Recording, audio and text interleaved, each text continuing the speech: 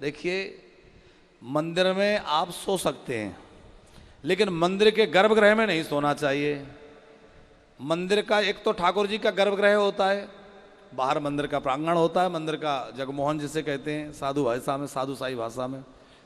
तो मंदिर के गर्भगृह में कभी नहीं सोना चाहिए।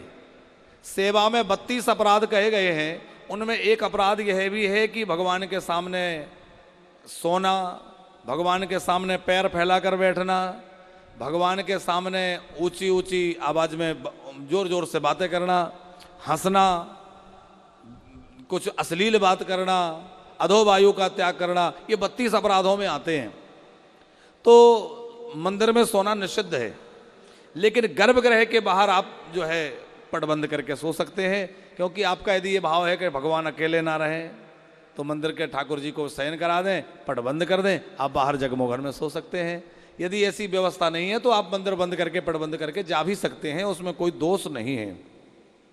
अब आपने लिखा है कि मंदिर के पीछे लोग प्रणाम करते हैं, क्या ये उचित है? ये बिल्कुल उचित नहीं है, इसका कोई विधान नहीं है।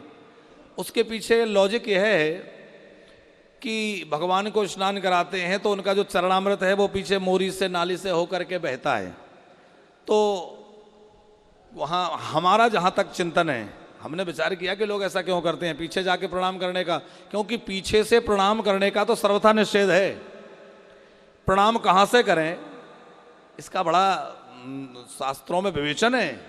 किसी को भी, चाहे कोई व्यक्ति हो, महापुरुष हो, गुरुजी हो, भगवान हो, किसी को पीछे से प्रणाम नहीं करना चाहिए, सामने से प्रणाम भी नहीं करना चाहिए, बगल से दाएं होकर के प्रणाम करें। तो बगल से प्रणाम भगवान को करना चाहिए, पीछे से क्यों कर रहे हैं?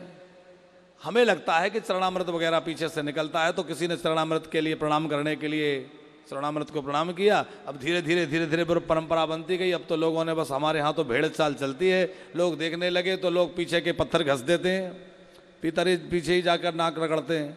अरे भैया, भगवान को प्रणाम करनी है, सामने से, बगल सामने आकर करिए। भगवान कहते हैं सन्मुख हो जीव मोह जब वही, सन्मुख आइए। सन्मुख में भी एकदम भगवान के सामने होकर प्रणाम ना करें, क्योंकि भगवान के सामने सिद्ध महापुरुष ऋषिगण खड़े होकर के और भगवान की स्तुति गायन करते हमें दिखते नहीं है। भगवान के दाहिनी ओर जो है देववृंद खड़े होते हैं, तो भगवान की बाईं ओर से हमारा भी बाईं ओर रहे, और ऐसे भगवान को साष्टांग लेट करके प्रणाम करना चाहिए। अभी सब्सक्राइब करें हमारे YouTube चैनल ईश्वर टीवी को और देखिए वीडियोस सबसे पहले।